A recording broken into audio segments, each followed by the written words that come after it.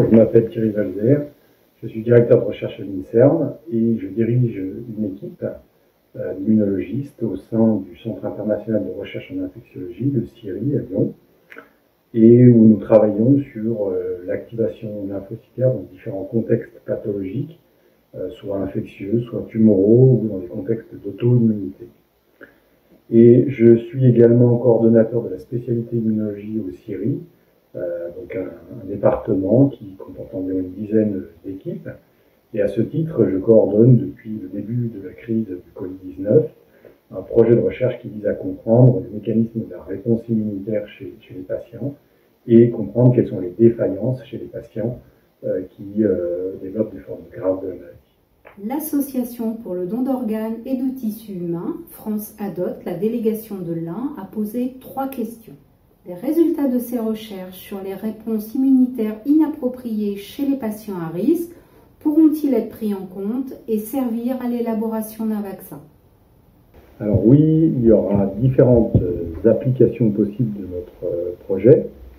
Et en particulier, nous espérons bien que ces résultats pourront guider l'élaboration de vaccins. En effet, on ne comprend pas actuellement encore très bien quelles sont les composantes de la réponse immunitaire qui protègent contre l'infection. En comprenant mieux ces composantes, on pourra savoir qu'est-ce qu'il faut stimuler dans la réponse immunitaire dans le cadre d'un vaccin.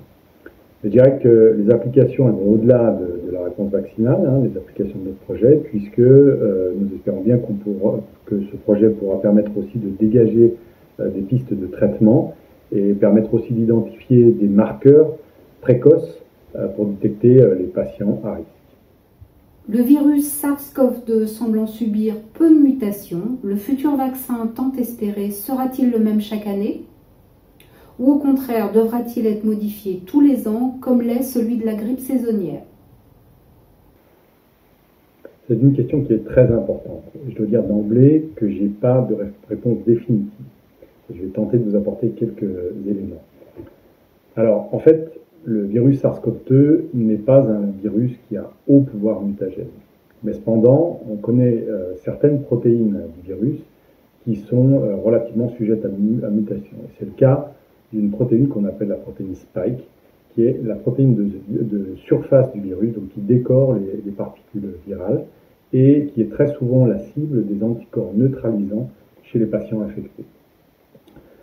Donc le risque, si on cible cette protéine, c'est que si le virus mute, les anticorps neutralisants qui sont ainsi produits ne soient plus efficaces sur les virus mutés. Le problème, c'est que c'est la protéine qui est la plus facile à cibler dans une approche vaccinale. Donc, une alternative serait de cibler une autre protéine qui ne serait jamais mutée, mais c'est plus compliqué d'induire des réponses vaccinales fortes sur des protéines conservées qui sont souvent plus nichées dans la particule virale et donc moins accessibles au système immunitaire. Les greffés immunodéprimés guéris du Covid-19 développent-ils le même taux d'anticorps et seront-ils immunisés de la même façon que le reste de la population? Alors, il y a encore peu d'études sur la question.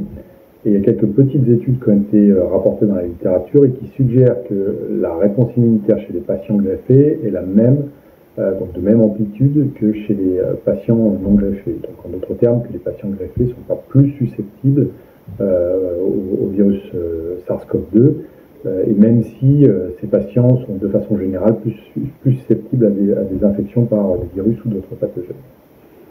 La question de la durée de la réponse immunitaire, elle est plus difficile à traiter pour le moment, puisqu'on n'a pas un recul très grand, mais il y a plusieurs équipes qui s'intéressent à cette question, et notamment au CIRI, une équipe, celle du docteur Thierry de France et du docteur Olivier Tonat, qui s'intéresse à cette question, et donc qui est en train de constituer une cohorte de patients greffés pour répondre spécifiquement à cette question de la durée de la protection chez les patients greffés.